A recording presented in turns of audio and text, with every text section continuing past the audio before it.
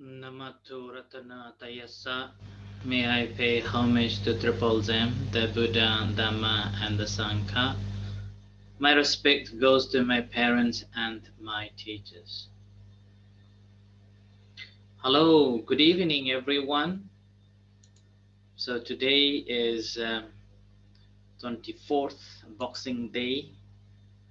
Um,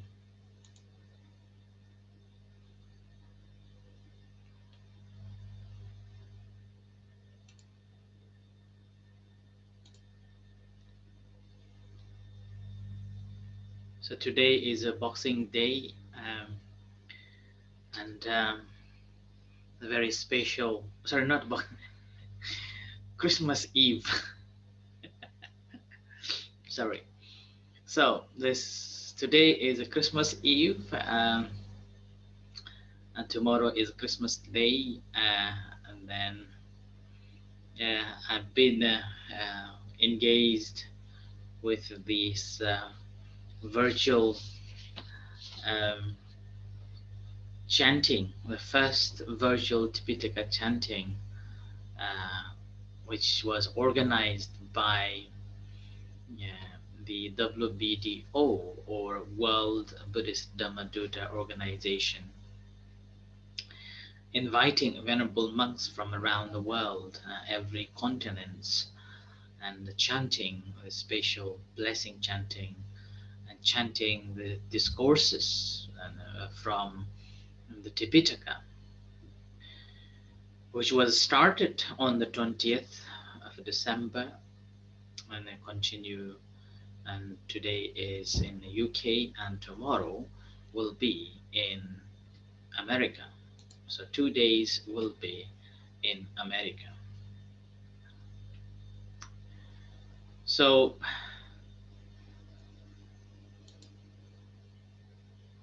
the center, the Aberdeen Warapunya Meditation Center, was invited to be part of this world blessing chanting, which is quite an honor to be part of it, and also it's a way of reflecting the teachings of the Buddha. Particularly in the UK, there are 25 Buddhist temples joined up to do the chantings from different chantings, different discourses, different suttas from the Tipitaka.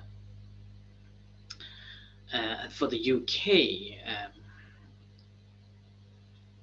the 25 suttas basically taken from the second book of a Sutta Pitaka called the Majjhima Nikaya.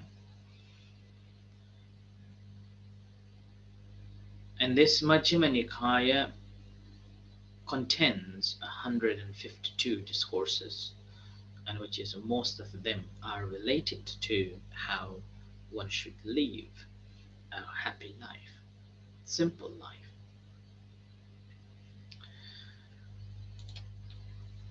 And among those suttas,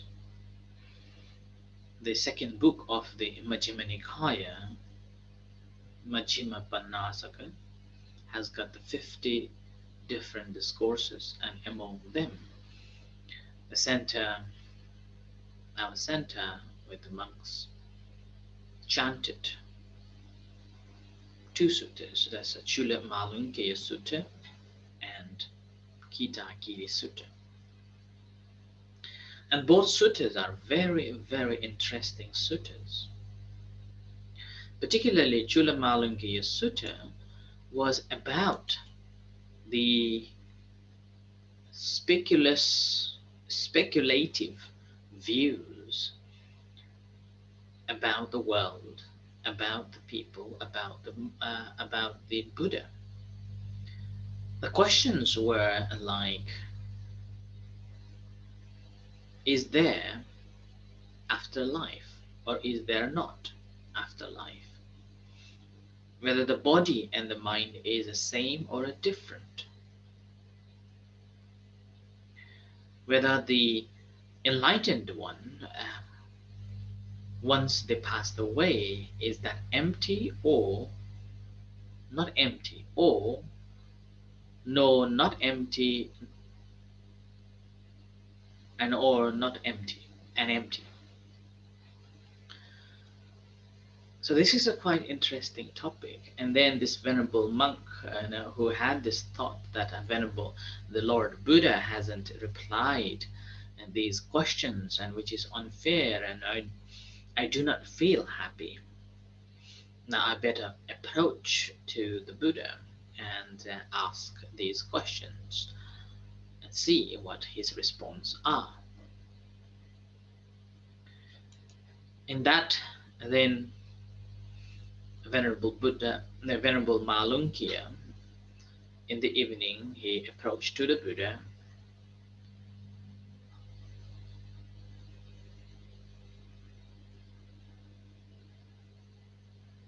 and asked to the Buddha, saying that, Venerable Lord, you haven't explained these questions. I would prefer you to explain about these questions, and if you say so, that the world is eternal, the world is not eternal, the body is one thing and mind is another, or body is one, body and mind is one, there is no life after death, or a death, there is life after death, and the Buddha after died or passed away, there is no life after, and there is something like that. And these are the questions that you haven't explained, and I wish you can explain these. And if you explain, I will continue to be a monk in your sasana, and if not, then I will leave monkhood. Having heard that, Buddha told him and asked him, saying, have I ever tell you that if you were to become a monk, I will explain, or I will answer all these 10 views? Or have you ever asked me before you become a monk that I will become a monk, but you have to answer these questions? And the Malunki Buddha said, no.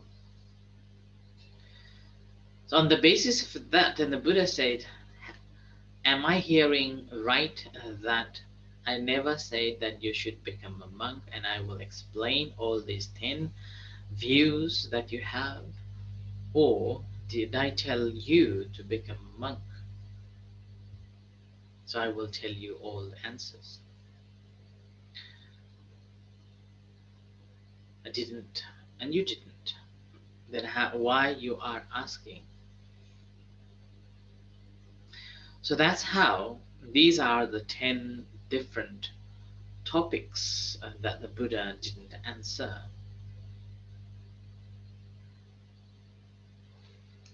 And that is the sutta called Chula Malunkeya Sutta.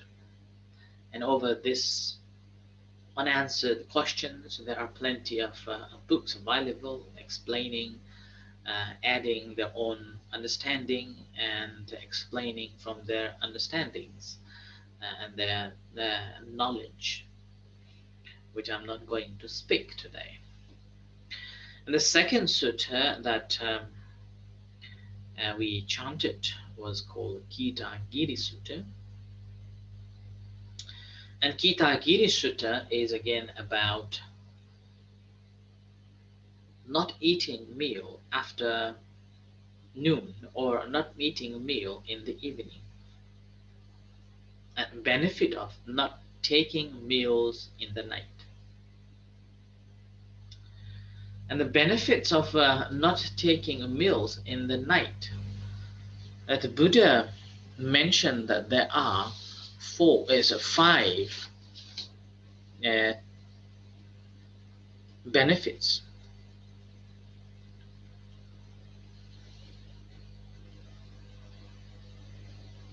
The five types of benefits of not having a meal in the night, the Buddha said that you will have a less illness. And I think this one you cannot.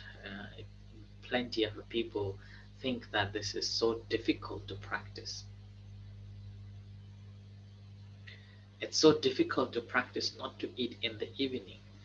Whenever the students, schools, and universities visits the center, or whenever I visit the schools or a center, one of the questions after I explain that the monks do not eat afternoon, and they normally ask is, what about in the evening? What about in the night? How would you survive?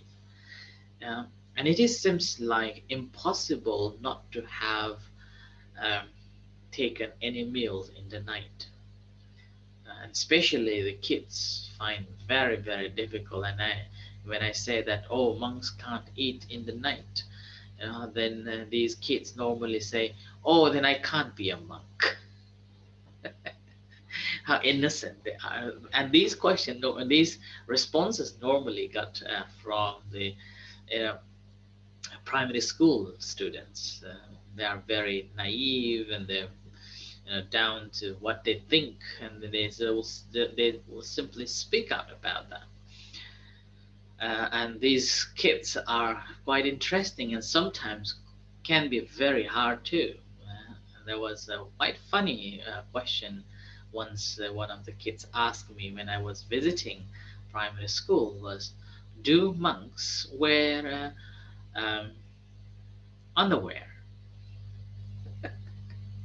Because they saw that monks are wearing this skirt and do not see any underneath. So then this one kid asked me, "Do monks wear underwear?"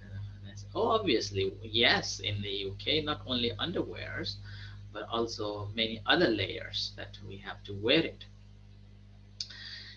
Whereas in Thailand, obviously, in certain temples and certain traditions, you are not allowed to wear it at all. So this is like that. And the kids, when they found, when they were told that monks can't eat in the evening, then they basically they will say, "Oh, then I cannot be a monk, or I cannot be in the temple." And sometimes I feel that it's scared children. But anyway, so this is what the Buddha said, that not taking a meal in the night, there are benefits, five benefits, and that's first one is less illness. And this less illness, and then for kids or in many householders, it's like, no, it causes more illness because you're hungry, and your appetite, and you want to eat, you want to, just put it into your mouth. Yeah. And the second is less affliction. And this less affliction, I think, is quite true. Because often, if you take food in the night, then that makes you uncomfortable and you cannot go to sleep well. And again, one of the reasons that you have a bad dreams is that you have taken the heavy food that's very difficult to digest. And with that, it causes trouble. You can't sleep, and also you will have a stomach ache. And again, middle of the night, you may have to wake up to go to the toilet. Like last night, normally I take a few yogurts, which again, I'm not a good, very good fan of yogurts, but sometimes people come to offer yogurts, and it's like left in the fridge for a long time, and I do not want to throw it away, so I normally take it. And thinking of finishing that yogurt, but having seen that I am taking a yogurt, people think that I like it, and then more yogurt comes in. But anyway, so again, last night I was taking yogurt, and then last night I took a little bit more yogurts. And what happened was that um, in the middle of the night, about 12 o'clock midnight, there was a lot of pain in my stomach, and that's simply needing a toilet. So I had to rush to the toilet and then let it go. So that's the second benefit is a less affliction. So if you do not eat meal in the night, then it brings much lighter, and which is the third benefit of less eating is you feel lighter. Um, you feel like, you know, not only feeling of lighter, it's like I feel comfortable, and feeling like you can sit and you can wander around and move around. And so that is the third, the lightness. And then the second, the fourth is the comfort abiding. And also sometimes you feel very energetic, you have a strength, and you got this power driven, and because of the lightness, and the whole energy just build up, not like when you are eating too much and straight away sleepy. And that is, these are the five benefits of not eating in the night. And after Buddha told this, that I have eaten only one meal a day, and I have not taken a meals in the night, and that brought these five benefits. And the Buddha told the monks, saying that, okay, now why don't you practice like this? But obviously, eating in the night, um, in the past, during the time of the Buddha, in the beginning time, it wasn't the practice of the monks. Monks were just eating whenever they like. So morning, breakfast, lunch, dinner, like that. And then there are so many stories that why Buddha come down to the one meal a day. And one of the funny stories was that once the monk was on the arms around in the night, like it's dark. Monk is wearing this long uh, tablecloth like robe, and if there is no light, it's like a fully covered. And when this monk holding a bowl going for alms in the village, a lady come out from the house to throw the water out from the house, and saw a venerable monk standing in front of him, and scared her to death, screamed out loud, and throw away her vessel and run into the house, saying that, oh, I saw a ghost, there is a ghost, and there is a ghost. So monk became a ghost. And that is one of the reasons as well that not, monks shouldn't go out collecting foods in the nights. But more than that is in relation to the health wise, as these five benefits, and also if you don't eat in the night, it helps you to meditate more calmly, and you will not have bad dreams too. And again, bad dreams, there are so many other causes, but one of them is taking a meal in the night. So that was the Buddha was talking, and then when he told, there were two monks, Asachi and Punampava. These two monks were the part of the Chapagis, a group of Chapagi monks who were very good at manipulating the rules and breaking the rules, and which is the reason why there are more rules. Over for the monks, there are 227 rules, and that's simply because most of them are related to this group of monks. And here, these two, Asaji and Punampawa, were the members of these Chapakis, and having heard that the Buddha didn't, Buddha have, told venerable monks not to eat meal in the night, They rejected that. No, we are feeling fine after we have eaten the food in the night, and we feel enjoy, and we feel very energetic, and we got strength like that. So they continue eating in the night. So and then the monks, other monks who saw that, went to complain to the Buddha, and then Buddha called them for the truth, and then they again confessed that yes, we did it, and then the Buddha said that um, having a sensual pleasure uh, always discourage to develop the wholesome deeds. So that's why one has to live heedfully and heedlessly. So heedlessly and live mindfully towards any action and anything that you are consuming. And with that, basically, it brings more wisdom to lead to the liberation. And that's how, then, after that, Buddha talked about the seven types of individuals, which again can be divided into a group of individuals who have completed their work or completed their journey, eradicating all the defilements, and the second, they still need to develop further on to attain the Nibbana.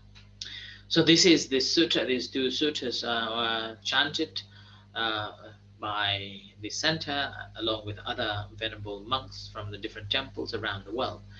But particularly today, it is from the UK temples, and tomorrow will be America, and will be ending on the 26th. So I end here just to give you a brief what has been done today, and this is the reflection on these two different discourses. Thank you everyone for listening, and take care. May the Buddha Dhamma Sangha bless you. And in a few moments' time, we're going to have evening chanting and guided meditation. You're most welcome to join with us. Until then, good night and see you shortly. So, thank you.